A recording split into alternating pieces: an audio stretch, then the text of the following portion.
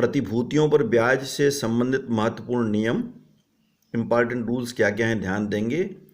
सबसे पहले प्रतिभूति किसे कहा जाए, तो केंद्रीय सरकार, राज्य सरकार या स्थानीय सत्ता द्वारा निर्गमित बांड्स, ऋण पत्र प्रतिभूतियों के रूप में अथवा किसी कंपनी के द्वारा जारी किए गए ऋण पत्र प्रतिभूतियां कहलाती हैं, सिक्योरिटीज़ कहलाती हैं।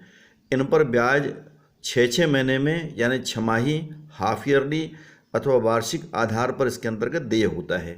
तो उसी के बारे में कुछ इंपॉर्टेंट पॉइंट दिए हुए हैं। प्रतिभूतियों पर ब्याज उदय होना, ये उन निश्चित तारीखों पर उदय हुआ माना जाता है जिनका उल्लेख संबंधित प्रतिभूति पर किया जाता है।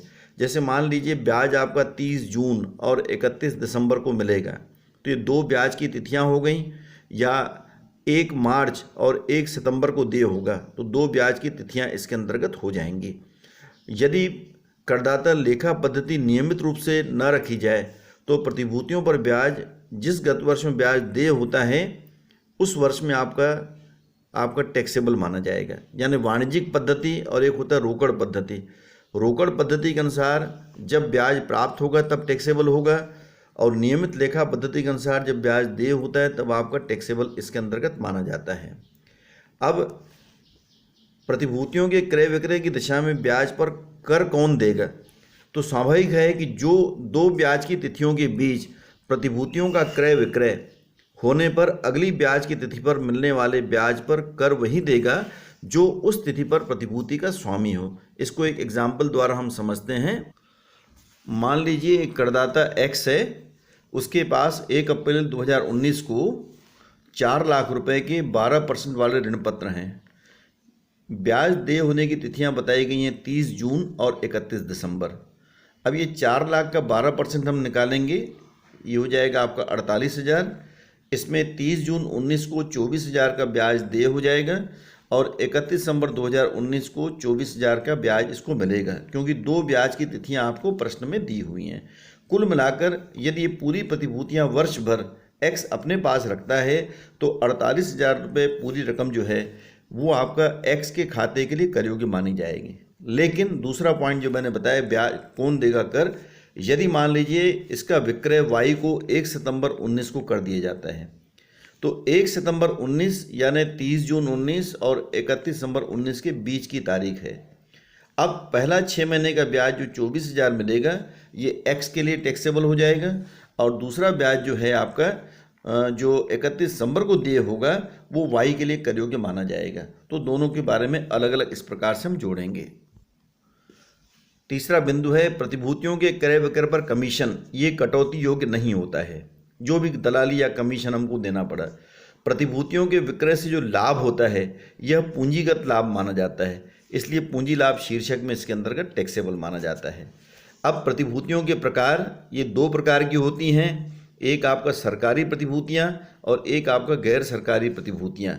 ये भी 2 प्रकार की होती हैं, करमुक्त सरकारी प्रतिभूतियां, कर योग्य सरकारी प्रतिभूतियां, टैक्स फ्री और लेस टैक्स। उसी प्रकार गैर सरकारी प्रतिभूतियां भी 2 प्रकार की होती हैं, टैक्स फ्री और लेस टैक्स। अब इनको समझने का प्रयास करेंगे। सरकारी प्रतिभूतियां, करमुक्त सरकारी प्रतिभूतियां, ये वे प्रतिभूतियां हैं जिनका ब्याज धारा 10-15 के अंतर्गत पूर्णतया करमुक्त है। इन प्रतिभूतियों का ब्याज न तो कुल आय में शामिल होगा और न उसके ऊपर कर लगता है। प्रमुख प्रतिभूतियां इस प्रकार से नाम दिए हुए हैं, देखिए 12 वर्षीय राष्ट्रीय बचत प्रमाण पत्र। कुछ प्रमुख प्रतिभूतियों को मैं बता रहा हूँ, राष्ट्रीय सुरक्षा स्वर्ण बांड, विशेष धारक bond, treasury saving deposit certificate, डाक खाना cash certificate, national plan certificate, national plan saving certificate 12 वर्षीय, डाकघर बचत खाता दिया हुआ है, एकल खाते में 3500 रुपये तक कर मुक्त है, संयुक्त खाते में 7,000 तक कर मुक्त है, डाक खाना संचयी जमा खाता, स्थायी जमा योजना, डाक खाने का सर्वसाधारण खाता 5,000 रुपये तक एग्जेम्प्ट माना जाता है। उसी प्रकार से ये आपका व्यक्ति और हिंदू परिवार के बारे में 7% कैपिटल इन्वेस्टमेंट बांड, ये प्रमुख प्रतिभूतियां हैं जिनका ब्याज आपका पूरा कर मुक्त माना जाता है।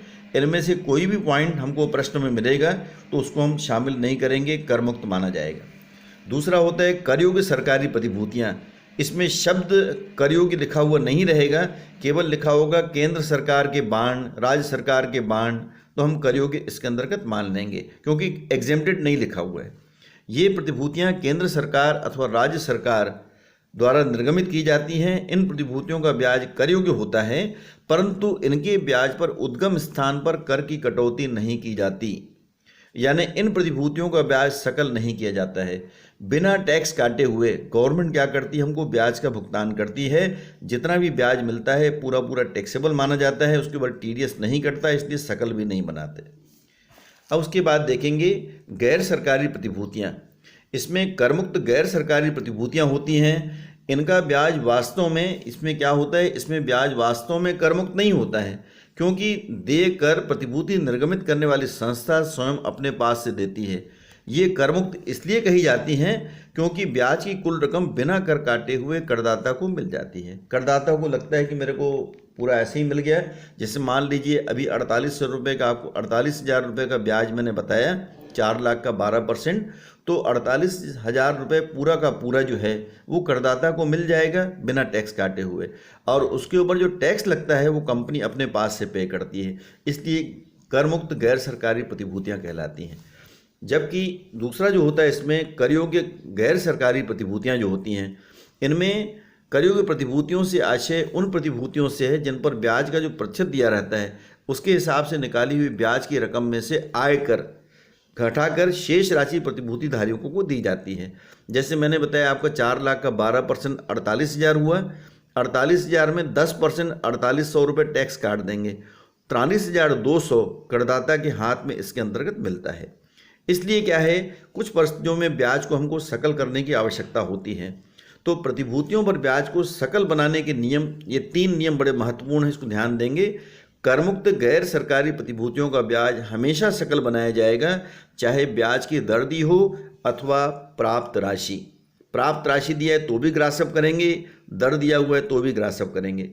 कर योग्य सरकारी प्रतिभूतियों का ब्याज सकल नहीं किया जाता क्योंकि उसमें टीडीएस नहीं कटता है।